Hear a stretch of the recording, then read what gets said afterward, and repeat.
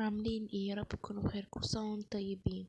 يلا بينا. كان يفتح الفسيخ بقاله 12 يوم، انا كنت عاملاه يوم 4 في الشهر، النهارده 16. ماشي.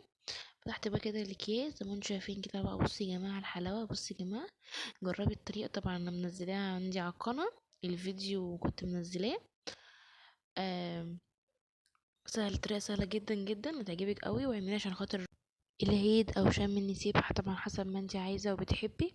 طبعا طريقه سهله جدا، خشي على القناه وتشوفي الطريقه وتعجبك قوي. بصي طالع معاكم جميل ازاي، طالع معايا جميل ازاي. جربي الطريقه ان شاء الله تعجبك. انا طبعا خليته كده، وجبت بقى علبه، جايب علبه وحطها وحط فيها شويه زيت، وحطهم فوق بعض واشيلهم في الفريزر.